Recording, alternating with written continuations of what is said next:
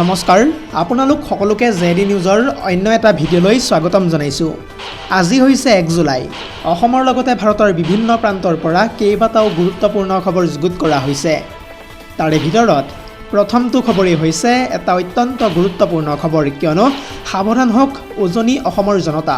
কাৰণ আগন্তুক 48 ঘণ্টাৰ ভিতৰত উজনি অসমলৈ আহিব পাৰে অশনি সংকেত। ইতিমধ্যে যিহেতু প্ৰশাসনে জাৰি কৰিছে কেইবাটাও জৰুৰী নিৰ্দেশনা, আৰু এই সন্দৰ্ভত সবিশেষ জনাম ফুল স্ক্ৰীনৰ জৰিয়তে। পুনৰ জনাইছোঁ, উজনি অসমত বানে ধাৰণ কৰিছে ইতিমধ্যে ভয়ংকৰ ৰূপ। লখিমপুৰ, ধেমাজি, ডিব্ৰুগড়ত বুৰ গৈছে ইখনৰ পিছত সিখনকৈ গাঁও। বিপদসীমা ৰূপৰেৰে বৈছে এতিয়া নদী আৰু উপনদীসমূহ। ডিব্ৰুগড়ৰ সাধাৰণ ৰাইজলৈ ইতিমধ্যে জিলা দুৰ্যোগ ব্যৱস্থাপনা প্ৰাধিকৰণৰ জৰুৰী নিৰ্দেশনা জাৰি। এতিয়াৰে পৰা নদী, জান, খালত মাছ ধৰা, খেতিৰ কাম কৰাৰ পৰা বিৰত থাকিব লাগিব।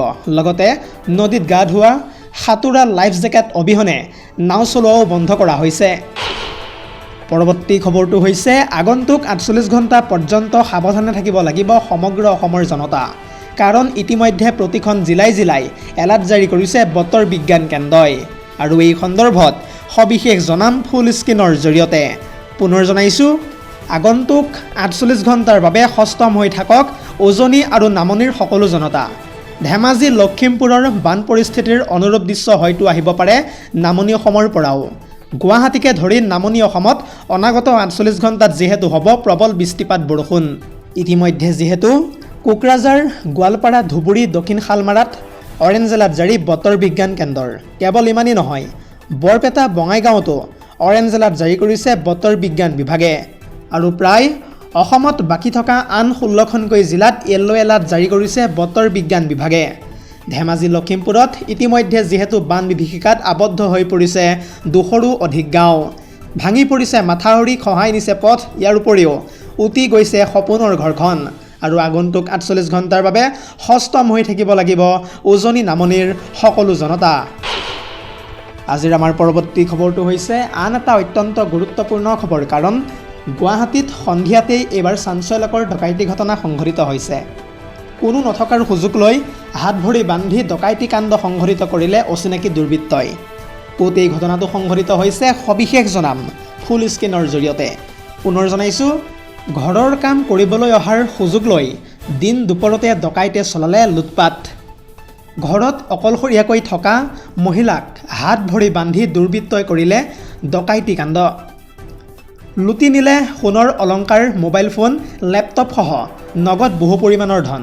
কেৱল গৃহস্থকেই নহয়, ঘৰলৈ অহা আত্মীয়ৰ সৈতেও ডকাইতে কৰিলে ভয়ংকৰ কাণ্ড। জানিব পৰা মতে গোলাপী বৰ্মন নামৰ এগৰাকী মহিলাৰ ঘৰত সংঘটিত হৈছে এই ডকাইতি ঘটনা। মহানগৰীৰ সৰুমতীয়াৰ স্বৰাজনগৰৰ 3 নং ৱাইলেণ্ডত সংঘটিত হয় এই ডকাইতি কাণ্ড। দৰ্শকসকল, আৰু বহুতো গুৰুত্বপূৰ্ণ খবৰ আছে। যদিহে আপুনি এতিয়ালৈকে এই ভিডিঅ'টোত লাইক কৰা নাই তেন্তে এতিয়াই লাইক কৰি দিয়ক। আৰু এনেধৰণৰ খবৰসমূহ সদায় পাই থাকিবৰ কাৰণে চেনেলটো ছাবস্ক্ৰাইব কৰি কাষতে থকা বেল আইকনটো প্ৰেছ কৰি ৰাখিবলৈ একেবাৰে নাপাহৰিব। পৰৱৰ্তী খবৰটো হৈছে আন এটা অত্যন্ত গুৰুত্বপূৰ্ণ খবৰ। কাৰণ পানীৰ বাবে হয়তো হ'ব পাৰে ভাৰত পাকিস্তানৰ যুদ্ধ। ভাৰত পাকিস্তানৰ মাজত পুনৰ যিহেতু বৃদ্ধি পাইছে উত্তেজনা। কেইটিমান মুহূৰ্তৰ পূৰ্বে ভাৰতক ভাবুকি প্ৰদান কৰিছে পাকিস্তানৰ জলবায়ু পৰিৱৰ্তন মন্ত্ৰী মুছাদ্দিক মালিকে। পুনৰ জনাইছোঁ, সিন্ধু জলসন্ধিক লৈ ভাৰত আৰু পাকিস্তানৰ মাজত পুনৰ বৃদ্ধি পাইছে উত্তেজনা। পাকিস্তানৰ জলবায়ু পৰিৱৰ্তন মন্ত্ৰী মুছাদ্দিক মালিকে ইতিমধ্যে যিহেতু ভাৰতক প্ৰদান কৰিছে ভাবুকি। মুছাদ্দিক মালিকে স্পষ্ট ৰূপত কৈ দিছে যে পাকিস্তানৰ অংশ পানীত বাধা দিয়াৰ যিকোনো প্ৰচেষ্টা কৰিলে ভয়ংকৰ হ'ব পৰিণাম। যিহেতু যোৱা 2025 চনৰ পেহেলগাম সন্ত্ৰাসবাদী আক্ৰমণৰ পিছৰে পৰাই ভাৰতে এই সন্ধি স্থগিত ৰাখিছে। মুছাদ্দিক মালিকে ভাৰতক তীব্ৰভাৱে ভাবুকি প্ৰদান কৰি কয় যে যদিহে কোনোবাই পাকিস্তানৰ অংশৰ পানী বন্ধ কৰিবলৈ চেষ্টা কৰে তেন্তে তেওঁলোকৰ হাত কাটি দিয়া হ'ব।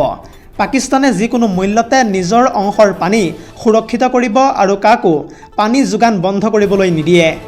পানী কাৰণ হৈছে সকলোৰে জীৱনৰেখা, লগতে আমাৰ ৰঙা ৰেখা দুয়োটা। পাকিস্তানৰ জল অধিকাৰ আন্তঃৰাষ্ট্ৰীয় আইনৰ অধীনত যিহেতু সুৰক্ষিত কৰা হৈছে। এয়া মন্তব্য মুছাদ্দিক মালিকৰ। পৰৱৰ্তী খবৰটো হৈছে আন এটা অত্যন্ত গুৰুত্বপূৰ্ণ খবৰ, কিয়নো প্ৰমোদ বড়োৰ দিনত চাকৰি পোৱাসকল সাৱধান হওক, কাৰণ BTCৰ চিফ হাগ্ৰামা মহিলাৰীয়ে ইতিমধ্যে কেইবাটাও সিদ্ধান্ত গ্ৰহণ কৰিছে। আৰু এই সন্দৰ্ভত সবিশেষ জনাম ফুল স্ক্ৰীনৰ জৰিয়তে। পুনৰ জনাইছোঁ, প্ৰমোদ বড়ো চৰকাৰৰ দিনত BTCত চাকৰি পোৱাসকল সাৱধান হওক। অবৈধভাৱে চাকৰি লোৱাসকলৰ বিৰুদ্ধে যিহেতু এইবাৰ লোৱা হ'ব জোৰদাৰ একশ্যন। অবৈধভাৱে চাকৰি লোৱাসকলক চাকৰিৰ পৰা কৰা হ'ব বৰ্খাস্ত। প্ৰমোদ বড়োৰ দিনত নিয়মীয়াকৰণ নোহোৱা চাকৰিও নিয়মীয়াকৰণ কৰিব এইবাৰ BTCৰ চৰকাৰে। যিহেতু আগন্তুক 20 বছৰলৈ BTCত সলনি নহয় চৰকাৰ। কেৱল ইমানেই নহয়, শ্ৰীৰামপুৰত চলা চিণ্ডিকেটক লৈও হাগ্ৰামা মহিলাৰীৰ ডাঙৰ মন্তব্য। শ্ৰীৰামপুৰ গেটৰ পৰা এটকাও মই পইচা লোৱা নাই, যদিহে লৈছে তেন্তে প্ৰমোদ বড়োহে লৈছে। এনেদৰে কেইটিমান মুহূৰ্তৰ পূৰ্বে প্ৰমোদ বড়োৰ বিৰুদ্ধে আক্ৰমণাত্মক ৰূপত দেখিবলৈ পোৱা গৈছে BTCৰ প্ৰধান হাগ্ৰামা মহিলাৰীক। পৰৱৰ্তী খবৰটো হৈছে আন এটা অত্যন্ত গুৰুত্বপূৰ্ণ খবৰ, কাৰণ চৰকাৰী পকীঘৰ আপুনি বাৰু লাভ কৰা নাই নেকি? যদিহে কৰা নাই তেন্তে চিন্তা নকৰিব, কাৰণ এইবাৰ আপুনি লাভ কৰিবলৈ গৈ আছে চৰকাৰী ঘৰৰ সুবিধা। তাৰ বাবে আপোনাক প্ৰয়োজন হ'ব কেইবাবিধো নথি পত্ৰৰ। আৰু এই সন্দৰ্ভত সবিশেষ তথ্য চাওঁ আহক। পুনৰ জনাইছোঁ, ইতিমধ্যে আহি গ'ল PMAY 2.0। নতুনকৈ 1 কোটি লোকে লাভ কৰিব চৰকাৰী পকী ঘৰৰ সুবিধা। তাৰ বাবে কেনেকৈ আপুনি কৰিব আবেদন? যিহেতু এইবাৰ আবেদন কৰিবৰ কাৰণে প্ৰয়োজন হ'ব 5 বিধকৈ নথি পত্ৰ। আবেদনকাৰীৰ প্ৰথমতে থাকিব লাগিব আধাৰ কাৰ্ড, লগতে পৰিয়ালৰ সদস্যৰো থাকিব লাগিব আধাৰ কাৰ্ড। ইয়াৰ উপৰিও আয়ৰ প্ৰমাণপত্ৰৰ লগতে আবেদনকাৰীৰ সক্ৰিয় বেংক একাউণ্টো থাকিব লাগিব।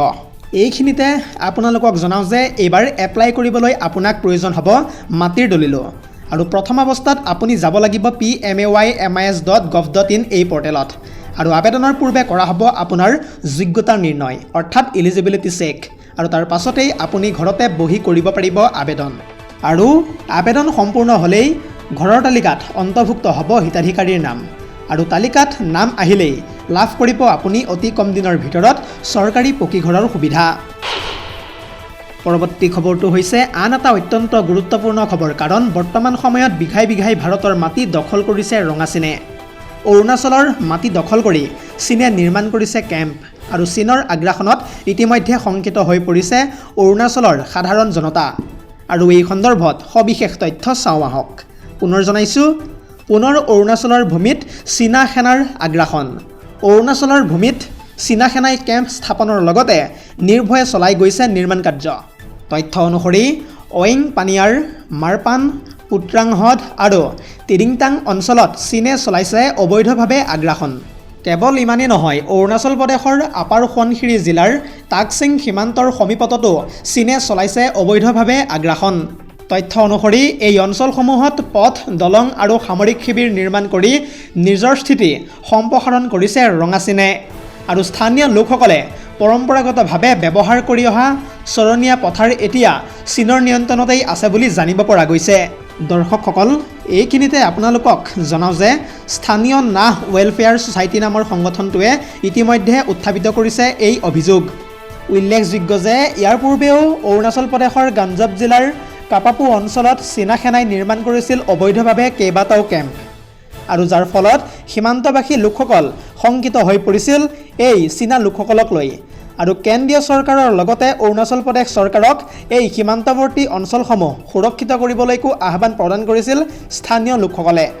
আৰু বিগত 10 পৰা 15 বছৰৰ ভিতৰত চীনৰ আগ্ৰাসী কাৰ্যকলাপ বৰ্তমান সময়ত অধিক তীব্ৰতৰ হৈ পৰিছে। লগতে যোৱা 2020 চনৰ আগলৈকে ভাৰতৰ নিয়ন্ত্ৰণত থকা বুলি দাবী উত্থাপিত কৰা কেইবাটাও স্থান এতিয়া চীনা PLAৰ দখলতেই আছে বুলি জানিব পৰা গৈছে। News desk report, ZD news.